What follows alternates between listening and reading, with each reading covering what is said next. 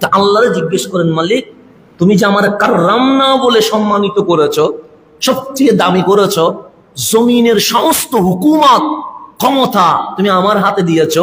যেমন বাঘের শক্তি আছে, কিন্তু বাঘের উপর ক্ষমতা কারে? আপনারা দিছি। তো হাতির অনেক বল আছে, হাতির উপরে ক্ষমতা আপনারা দিছে। আপনি হাতিকে বশ করতে পারবেন, হাতি আপনারা বশ করার কোনো সুযোগ নাই। হাতি আপনার কথায় ডানে বামে যাবে যদি আপনি ট্রেনিং দেন, কিন্তু আপনি কি হাতির কথায় ডানে বামে যাবেন? না। আপনি সবকিছুকে বশ করতে পারবেন, কিন্তু আপনাকে কেউ বশ করতে পারবে না। আল্লাহ পুরো পৃথিবীর মাখলুকাত আমি তোর কদমে দিয়ে দিয়েছি, আর তুই বান্দা আমার কদমে চলে আয়। এটা হচ্ছে আল্লাহর সিস্টেম। আল্লাহ তুমি আমাকে দামি করছো, কারণ কি?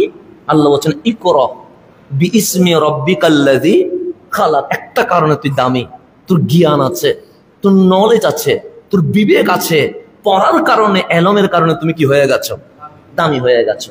আপনি একটু সিস্টেম দেন, ফেরেশতাদের কোনো গুনাহ আছে? নাই তো। আমাদের গুনাহ আছে, কিন্তু ফেরেশতার জিবরিল আমিনের কোনো গুনাহ আছে? মালাকুল মউতের কোনো গুনাহ আছে? নাই। নিষ্পাপ মাসুম, যাদেরকে কোনো গুনাহ কখনো স্পর্শ করতে পারে নাই। আল্লাহর মাখলুকাতের কোয়ালিটি তিনটা। ফেরেশতা যাদের কোনো কি নাই, গুনাহ নাই। শয়তান যার কোনো স্বভাব নাই। কোয়ালিটি কয়টা? তিনটা। তিনটার মধ্যে একটার নাম কি? ফেরেশতা যার কোনো গুনাহ নাই, শয়তান যার কোনো কি নাই, বান্দা যার গুনাহও আছে স্বভাবও আছে। যার গুনাহও আছে, তাহলে ফেরেশতার কোয়ালিটিও বান্দার কাছে আছে, শয়তানের কোয়ালিটিও বান্দার কাছে আছে। কারণ স্বভাব করা মানে ফেরেশতার কোয়ালিটি, গুনাহ করা মানে শয়তানের কোয়ালিটি। তো আল্লাহ বলছে কোয়ালিটি দুইটা, একটা কলব, এই কলব এটা হচ্ছে ফেরেশতার কোয়ালিটি, আর একটা নফস এটা শয়তানের কোয়ালিটি। তো এখন গুনাহ করলে নিচে নামবো, আর স্বভাব করলে উপরে উঠবো। তো বান্দা তো গুনাহ করবে কেন? গুনাহ করার ডিভাইস যেটা, সেটা বান্দার ভিতরে আছে। তা আল্লাহ বলে শয়তানের রূপ যখন তুমি ধারণ করবা, শয়তানের আকার যখন তুমি ধারণ করবা, নফসের গোলামি যখন করবা, তুমি আসফালা সাফিলিন, নিচে নেমে যাবা। তো আমি আল্লাহ তোমাকে যে কাররামনা বলেছি, সবচেয়ে সম্মানিত করেছি, তা আমি একটা দরজা খুলে দিয়েছি। মালিক কি দরজা? তওবার দরজা। তওবা করতে দেরি ওই শয়তানি রূপটা বন্ধ করে দিয়ে মালাইকির রূপ ধারণ করায়া আমার বান্দারে আমি লৌহ কলম আরশের চেয়েও দামি করে দিয়ে দিব। সেই জন্য আমরা হচ্ছে এমন কোয়ালিটি, আমাদের কাছে ফেরেশতার গুণও আছে, আবার শয়তানের গুণও আছে। এটা হচ্ছে আমরা বান্দা, বান্দা মানে মাঝখানে। সেটা আমাদেরকে বলা হয় আল ওয়াসাতিয়া।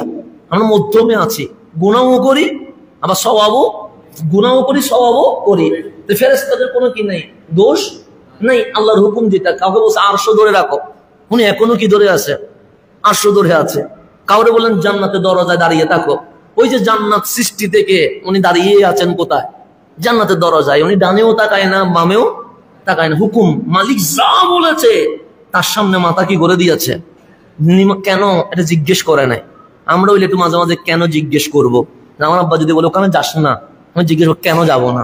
আমার মা যদি বলে এটা খাস না, কেন খাবো না, আমরা একটু জিজ্ঞেস করবো। কিন্তু ফেরেশতারা কখনো জিজ্ঞেস করবে না।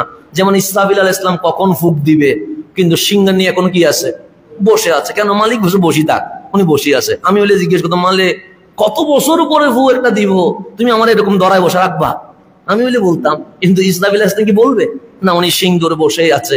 মালিক কখন হুকুম করবে, এই হুকুম শোনার জন্য উনি মাথা নত করে আছে। এটার নাম কি? ফেরেশতা। তাহলে ফেরেশতার কোনো গুনাহ নাই। কিন্তু ওই গুনাহ না থাকা ফেরেশতাকে আল্লাহ বলছেন বাবা আদমকে সিজদা করো।